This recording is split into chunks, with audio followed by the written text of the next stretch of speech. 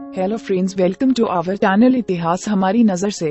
हिंदू धर्म का इतिहास बहुत प्राचीन है। हिंदू धर्म के इस चैनल में हम आपको बताएंगे कि आखिर में हिंदू धर्म का क्रमशः इतिहास क्या है। इसी तरह आज की हमारी वीडियो का विषय है 5 कन्या। शास्त्रों में वर्णित 5 औरतें जो एक से ज्यादा पुरुषों की होके भी बनी आदर्श पत्नियां।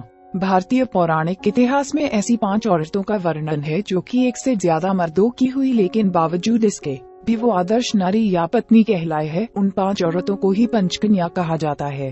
क्या आप जानना चाहेंगे उन औरतों को और उनके द्वारा स्थापित किए गए आदर्शों को?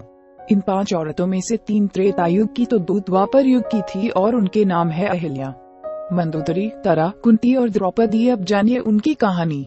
ब्रह्मा द्वारा रची गई अहिल्या को चिर यौवन का वरदान था, अर्थात वो हमेशा 16 साल की ही रहने वाली थी।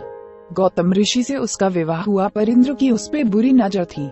एक दिन मौका बना के उसने अहिल्या से गौतम का रूप धर प्रेमाग्रह किया, जो कि अहिल्या ने जानकर या अनजाने में मान लिया। इसके फलस्वरूप उसे पत्थर की होने का तो इंद्र के शरीर पे 1000 महिलाओं का गुप्तांग होने का श्राप मिला। हालांकि इसके बावजूद अहिल्या ने अपनी पवित्रता साबित की और राम के चरण स्पर्श से उसकी गति हुई और वो गौतमी गोदावरी के रूप में नदी बन के बहने लगी, जबकि इंद्र के स्त्री जननान बदल के आंखों में परिवर्तित हो गए। इसके बावजूद भी अहिल्या आदर्श नारी कहलाए। दूसरी है मंदोदरी, जो कि राक्षस राजवा की पत्नी थी। रावण की मौत के बाद उसने विभीषण से शादी कर ली थी, जो कि उसका देवर था।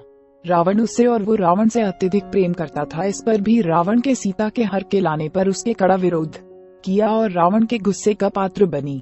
लेकिन वो रावण की प्राण प्रिय थी। सुंदरकांड में हनुमान अनजाने में घुस गए थे रावण के कक्ष में। वंधावा उन्होंने मंदोदरी को देख माता सीता के होने का वहाँ भी हुआ, लेकिन वो जल्द ही विभीषण द्वारा वहाँ खत्म करने में कामयाब हुए।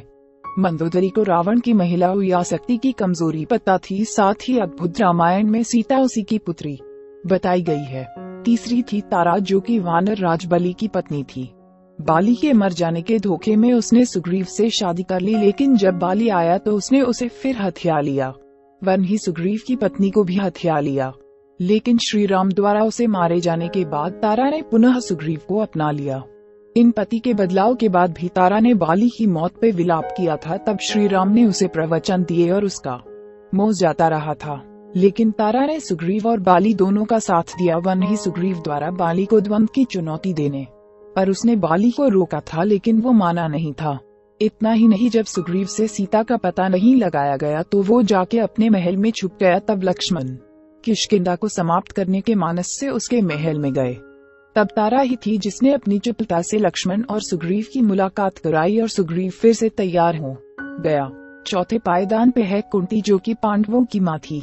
कुंती भोज, जो कि यादव राजा थे और वासुदेव कृष्ण के पिता के भाई थे, निसंतान थे और उन्होंने कुंती को गोद लिया।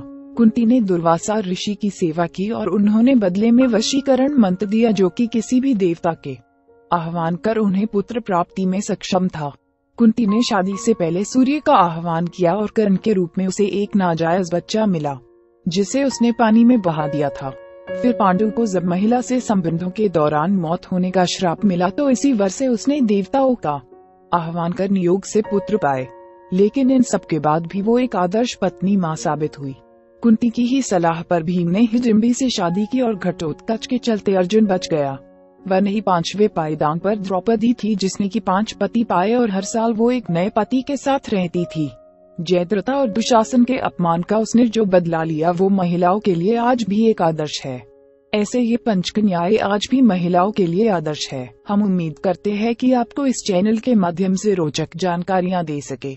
आप अपने सुझाव हमें कमेंट में भेजिए और अगर आप किसी कहानी या तथ्य के बारे में जानकारी चाहते हैं तो वो भी हमें कमेंट बॉक्स में भेजिए और हमारे चैनल को सब्सक्राइब करें। धन्यवाद।